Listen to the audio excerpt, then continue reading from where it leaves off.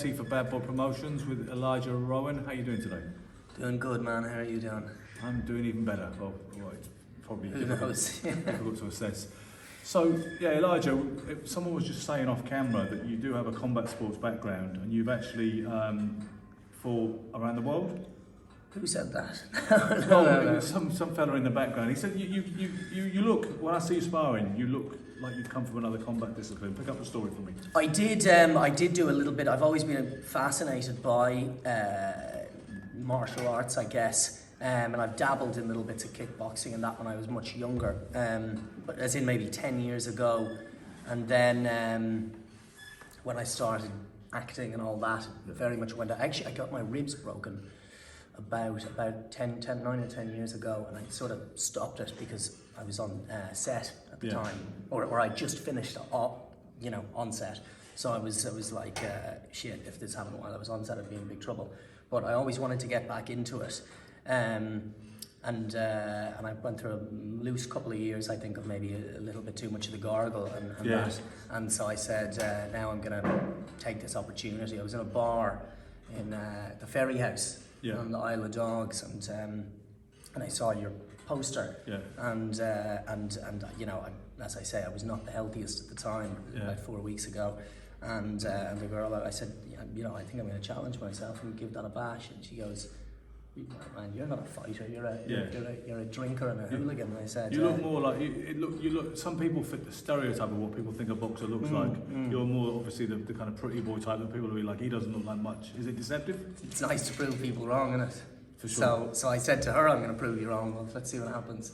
And talking of the socialising and drinking side, you confessed to me just 5 minutes ago, you've made a special concession. You're only going to get drunk once a week while you're training. That's the deal, man. I promise you, once a week only. Which is a Spartan-like regime. It's almost unbelievable.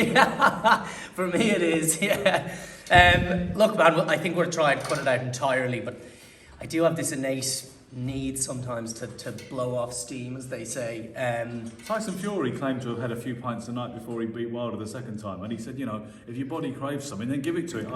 I think he may have been a bit of blarney, to be honest with you, to use an Irish term. I'm not convinced he actually did it, but perhaps there's something in that. You know, the old school fighters used to drink moderate amounts of wine and beer, apparently, so perhaps you bring that tradition back. For sure, man, and I know in Thailand they, they're smoking and drinking away constantly, but they train so much that it don't really matter. Now, I'm not training that hard, so I probably can't get away with with doing that, but yeah, man, I think if you're moderating it and monitoring your weight and all this stuff, you can get away with a glass of red every now and then.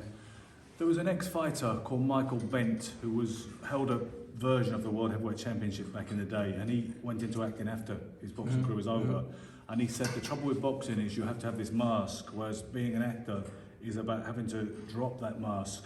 How resonant do you find those comments? That makes sense. I do also recall a quote from, I think it was Mike Tyson's coach, and he said, however you fight is however you live your life. Customato, that was it, right? Yeah. And that was something also that resonated with me a little bit, because it's like, I do think there's a state of being in the ring or in life that is like, you're just totally in the moment, and that's a nice place to be. And I think a lot of these things, weirdly, not to get too philosophical, correlate with one another. And I think if you've got the ability to get good at something, that ability can translate to anything. Absolutely, and that's why people say, particularly at white collar level, it gives them so much confidence and a better sense of self, even. But, and that's it, man. And I think that's kind of why I'm here, is to learn about what's going on inside my head, and to challenge myself, and to walk out into a ring against a dude who's trying to take your head off is no doubt going to be an unusual experience that I've never experienced. So it's a firewalk. You find out who you are in the ring. Man. We like you so far, but we're going to find out who you truly are on July 16th, and I wish you the best of luck. Thank you, my man. Thanks for having me.